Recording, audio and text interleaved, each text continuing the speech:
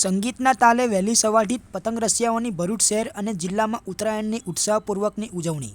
છેલ્લી ઘડીની ખરીદી કરવા ભરૂચ શહેર અને જિલ્લામાં મોડી રાત સુધી પતંગ બજારોમાં ભારે ભીડ. સમગ્ર ભરૂચ શહેર અને જિલ્લામાં આજે ઉમંગ, ઉત્સાહ અને ઉલ્લાસ સાથે ઉત્તરાયણ પર્વની ઉજવણી કરવામાં આવી રહી છે.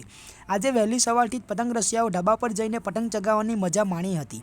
રંગબેરંગી પતંગોએ આકાશમાં જાણે કે ઇન્દ્રધનુષી રંગ પૂર્યા હોય તેવું લાગી રહ્યું હતું. પતંગ ચગાવવાની સાથે સાથે કેપ અને ગોગલ્સ પહેરીને સંગીતના સથવારે ડીજેના તાલે થીરકતા પતંગબાજોએ એક કાપીઓ અને લપેટના સૂત્રો સાથે વાતાવરણને જીવંત અને ધબકતું બનાવી દીધું હતું.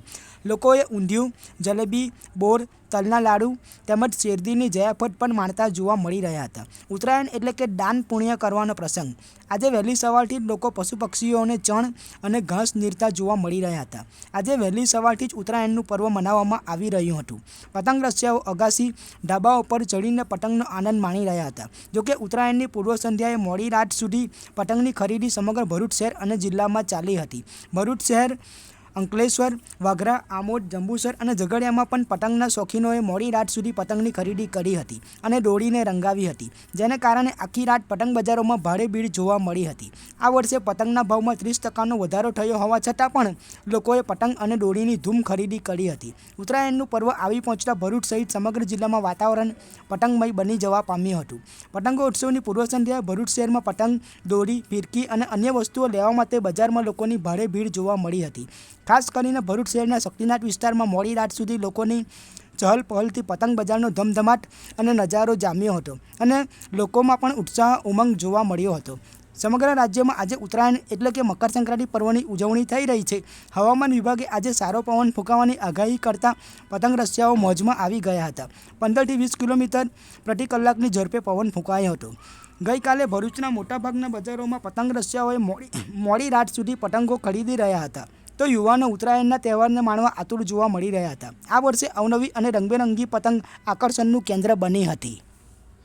Dhaval Parekh, program manager, 108 ambulance services Bharuch.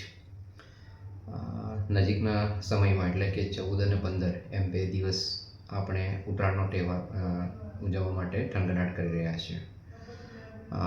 14મી તારીખે ઉત્તરાયણ અને 15મી તારીખે વાસી ઉત્તરાયણ એમ કરીને આપણે ઉજવીએ છીએ. આ દરમિયાન 108 ઇમરજન્સી સર્વિસના ડેટાને જો આપણે ધ્યાને લઈએ તો ઘણા કેસીસ ઇમરજન્સી કેસીસ વધવાની શક્યતા દેખાઈ રહી છે. મુખ્યત્વે જે ઉત્તરાયણ દરમિયાન રોડ એક્સિડન્ટના કેસો, ધાબા પરથી પડી જવાના કેસીસ, શારીરિક હુમલાના કેસીસ અને પતંગથી કપાઈ જવાના કેસીસ મુખ્યત્વે નોંધાતા હોય છે.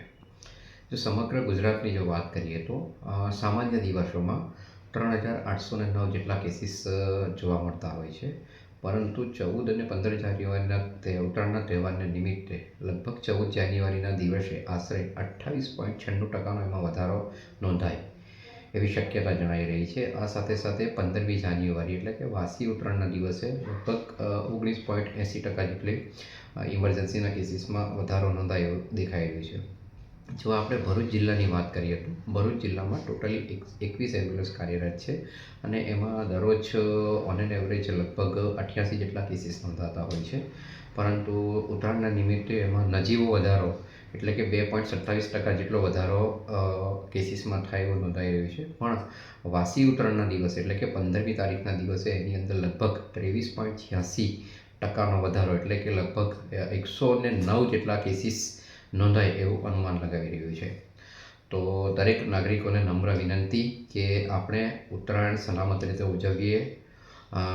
જે જગ્યાએ ફિક્સ જગ્યા છે તે જે સલામત જગ્યાએથી જ આપણે પતંગો ઉડાવીએ. રસ્તા કે વાહન ચલાવતી વખતે ખાસ ધ્યાન રાખીએ. રસ્તા પર પણ ચાલતી વખતે ખાસ ધ્યાન રાખીએ. આ સાથે સાથે એક નમ્ર અપીલ કરવામાં આવે છે કે જો કોઈ પણ ઇમરજન્સી જણાય છે ઉત્તરાયણ નિમિત્તે તો તરત જ 108 પર કોલ કરજો. 108 આપની સેવામાં હાજર થઈ જશે. Thank you.